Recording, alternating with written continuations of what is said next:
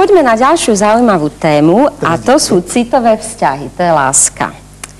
Tak o blížencoch sa hovorí, že oni strašne rýchlo vzplanú, oni sa strašne zamilujú, každému o tej svojej láske rozprávajú, ale pritom, pozor, 42% žien narodených v znamení blížencov sa rozvádza, pretože hľadajú stále niečo nové. Ale 58% sa nerozvádza. Kam patríš ty, Janka? Ja, keď ty máš 42 a 58 je 100, dobre som povedala, tak ja patrím k tým 58%. Ja si myslím, že ja som výnimka. Ja síce hľadám stále čosi, nejaké hodnoty, ale muža mám stále toho istého, takže... Je to pravda. Aj do manželstva, aj všade, iba jedného má. Ja o toho neviem. Napríklad, že to je to pravda. No a ty? Tak ja viem, že blíženci nevera, tak ja to nemôžem povedať, že nevera, lebo však si predstavte, mňa ako vyzerám, chodím po ulici, samozrejme, že veľmi dobre vyzerám, ste si všimli, pozerám.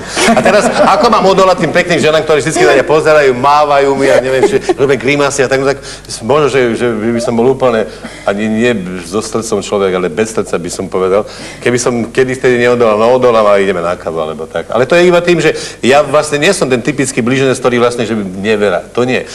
To je ten tlak zvonku tiež. To je tým. Čiže tvoja odpoveď je nie. Nevera nie. Nevera nie, že samozrejme, že nie. Ale ako si to pekne zdôvodňuje všetko. Áno, tak keď to hovorím, ja som jak taká obec.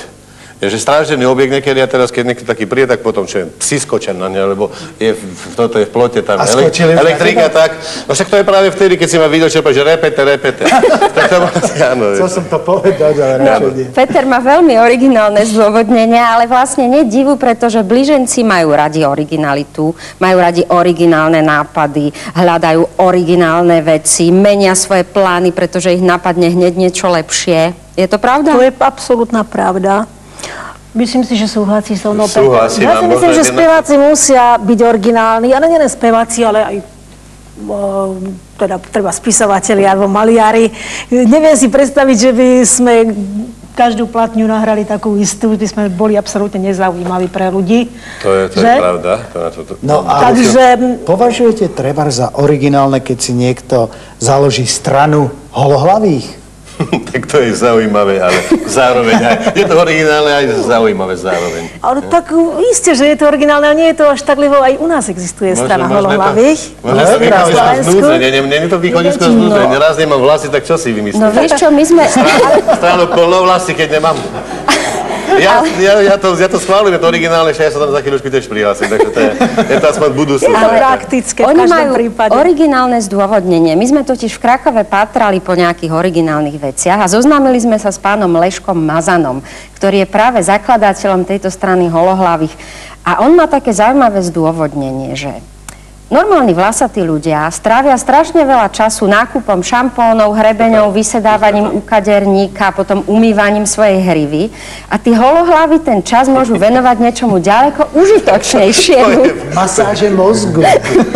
No on sa dokonca rozhodol, že bude kandidovať do Senátu a svoju volebnú kampaň vedie pod heslom Plešatým patrí budúcnosť. Je to politická strana, veľmi seriózna poľská strana Plešatých. Máme svoj ekvivalent v Trenčíne. Srdečne pozdravujeme Plešatých Slovákov. Bratia Slováci, bratia Plešatí, odovzdajme si pozdrav. Pamätajte na to, že my, poľskí Plešatí, sme tak ako aj vy 6-násobne zdatnejší intelektuálne a 7-násobne zdatnejší sexuálne. Kto neverí, nech sa presvedčí, sme k dispozícii. Ešte raz si odovzdajme priateľský pozdrav. Pán Lešek, ste nám povedali, že Krakov je miestom, kde sa zrodilo niekoľko prvých vecí. Tak napríklad. Všetko, čo je prvé, je v Krakove, aspoň v Poľsku. Prvá lekáreň, prvá univerzita, prvá škola, prvé, nech nám Boh odpustí, noviny. A ani neviem, či viete, že prvá peep show na svete sa zrodila v Krakove. Práve tu, na tomto námestí, nejaká pani Helena Martiniová zriadila v roku 1954 zábavu Peep Show. Neskôr s tým odišla do Paríža, pretože tu boli podmienky príliš skromné a nemohla to zrealizovať. A tam Peep Show spravil kariéru. Keď pozeráte na Peep Show, to vždy by ste mali za tým vidieť Poľku. Ale ešte je tu niečo okrem Peep Show a to je dôležitejšie. A to je tam. To je symbol slovensko-poľskej spolupráce. Z tejto veže znie už 700 rokov tá istá melódia. Prišla sem z Uhorska spolu s vínom.